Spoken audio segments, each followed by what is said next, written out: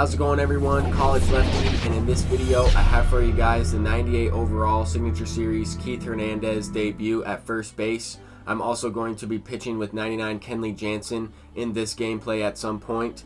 This opponent has a 95 overall Adam Wainwright on the mound, who shut me down in the first time that I faced him. This opponent also has a really good record. He was 78 in 18 or 76 in 18, something like that. Definitely a good win-to-loss ratio, and I knew I was in for a tough game. Ricky Henderson is starting this game off with a base hit up the middle, so 99 speed is going to be on first base. An early base runner. He was able to get to second on the wild pitch, as you see there at the top. Went with a fastball, actually a cutter up and inside, and Tony Gwynn got his bat up to it, hit it for a base knock. Definitely a nice hit just above the zone. Line drive to right field. That's going to bring up his creative player, and he accidentally stole home. I know for sure he was just trying to steal Tony Gwynn to second base, but accidentally stole both runners and forced a swing there. So that was a nice way to get an out and keep the guys right where they are.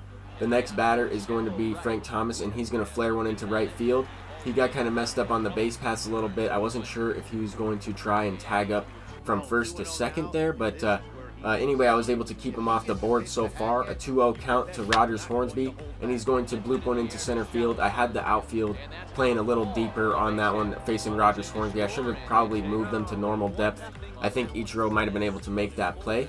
But I am going down 1-0 in this one, facing Eddie Matthews. The opponent is trying to do a little bit of a hit and run with Rogers Hornsby, and Roberto Alomar is able to make the play there. Now we have Tony Gwynn leading this game off, bottom of the first, couple pitches in, and he's going to tie this game up with a no-doubt home run. Definitely showing some power from Tony Gwynn there, pulling the ball, hitting it well. Good squared up for a no-doubter. Now we have the Pablo Sanchez creative player up. I have him in the 2 spot now.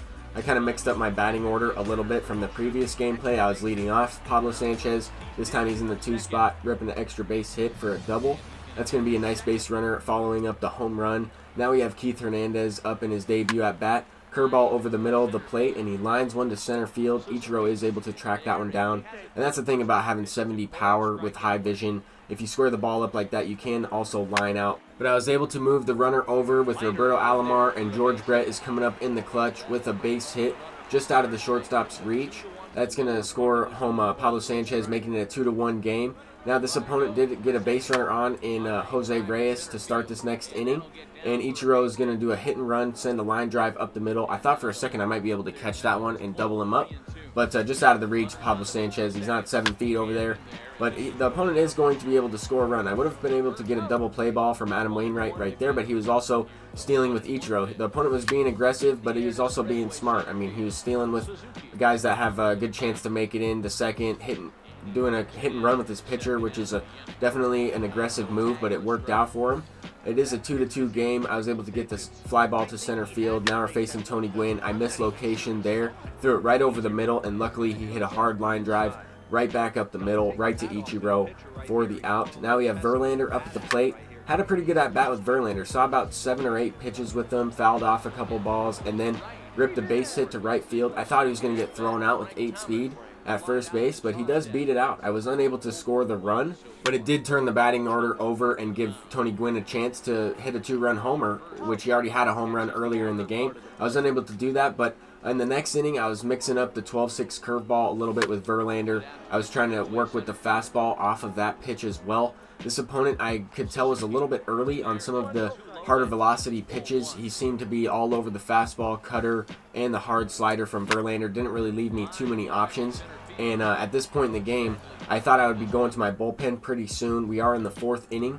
I'm looking to try and get a few more outs out of Verlander. I know I'm going to be going to Kenley Jansen early in this one. It's a 2-2 game. It's the perfect time to make his debut and use him in a close game.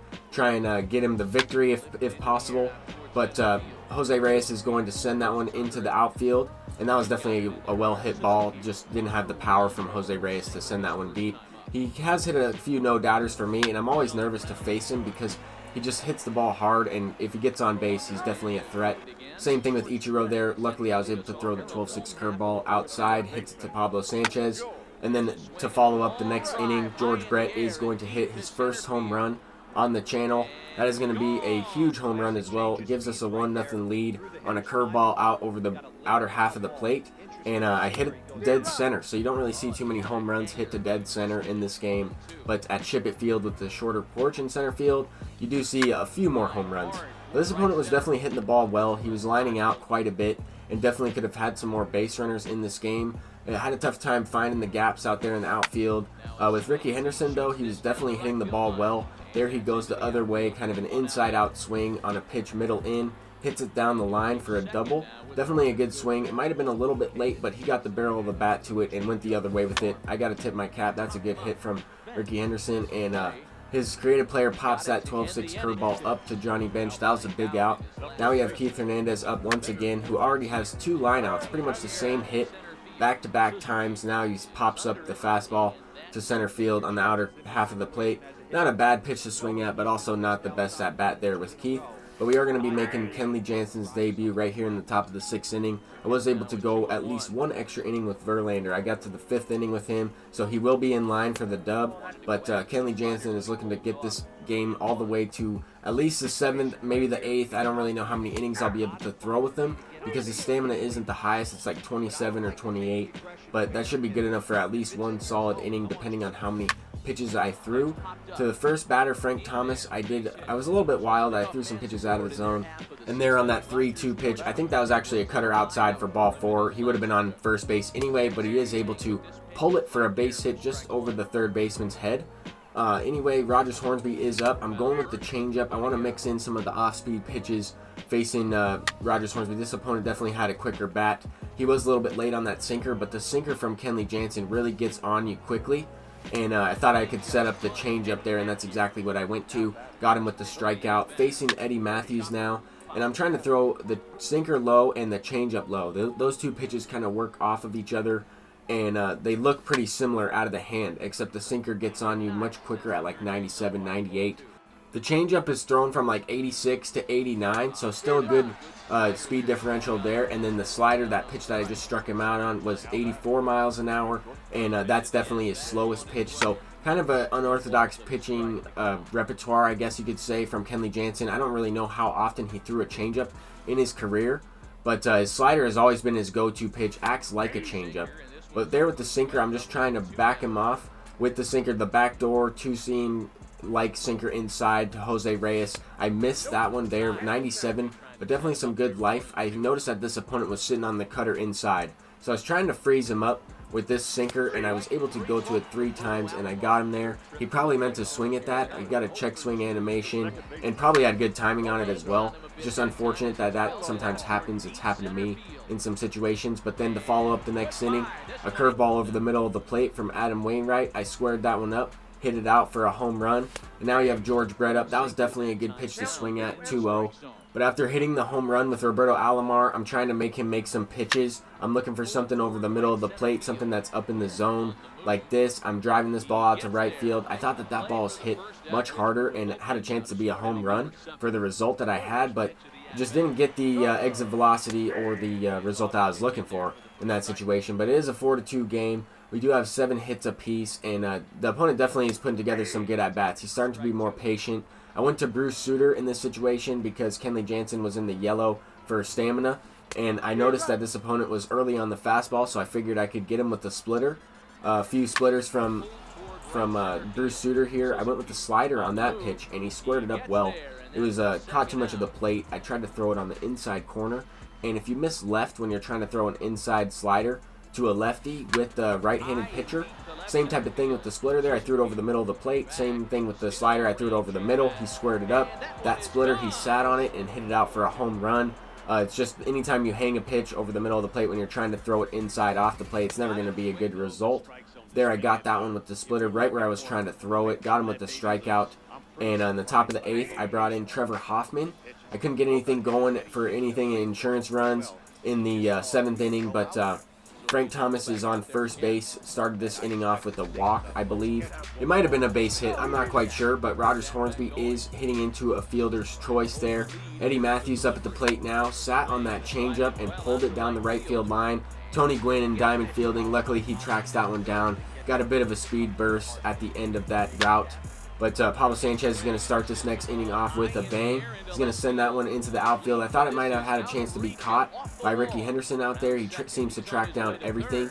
But that ball gets off the wall. I'm able to get into third base with a triple, and that's going to be huge because this insurance run in the bottom of the 8th is the biggest run of the game, I believe. And Keith Hernandez is coming up clutch with the line drive base hit. That pitch was a little bit below the zone. I sat on it well. I thought it was going to be caught for an out, but Keith Hernandez coming up clutch, ripping a base hit in his debut. I thought I was going to line out a few times with him, and unfortunately only 1 for 3 in this game, or 1 for 4. But there with George Brett, sat on that one, hit it to left center field gap for an out.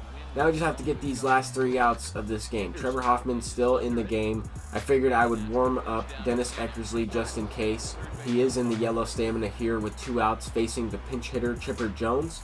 And he is going to send one just out of the reach of Roberto Alomar. I probably should have dove for that. I thought for a second he might be able to make the play without diving. But that brings the tying run to the plate. I'm going with a curveball. I didn't want to throw anything hard to Ricky Henderson. First pitch swinging, and he flies out to Tony Gwynn to end that game. That game actually put us into the championship series at 8:05. This opponent was already in the championship series. Definitely a good player, and I do have a few show packs and a couple standard packs to open here in this one. I think I got a diamond just now. A diamond equipment item. Nice. So that's a good pull. I'm going to be selling this bat. I don't necessarily need that one. I'm using a different bat that I like a little bit better. It has a little bit less contact and a little bit more power, so that's nice. But definitely a solid equipment item if you're looking for that. Anyway, a couple more packs here. Hopefully I can get maybe another diamond, maybe a couple golds. I haven't had the best pack luck as of late. That diamond equipment is probably the best item I've pulled since the last diamond equipment item I pulled. But other than that, only a few diamonds this year. This should be a gold live series player, this championship series pack, and it also should be 25,000 XP. You don't quite get the XP right away. Like as soon as you open up this pack, you don't get the XP or the stubs. You actually have to go into like another game, or I usually just go into the community market, or you can back out of Diamond Dynasty entirely, I believe, and go back into it, and you should have your XP from the Championship Series pack.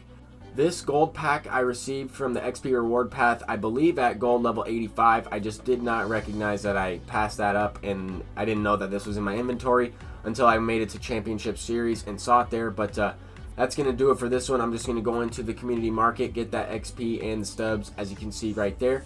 Thank you guys for watching this video. Hopefully you guys enjoyed these debuts. I tried to upload as many gameplays as possible the last couple days. Thank you guys for watching. I'm College Lefty, and I'll see you guys in the next one. Peace.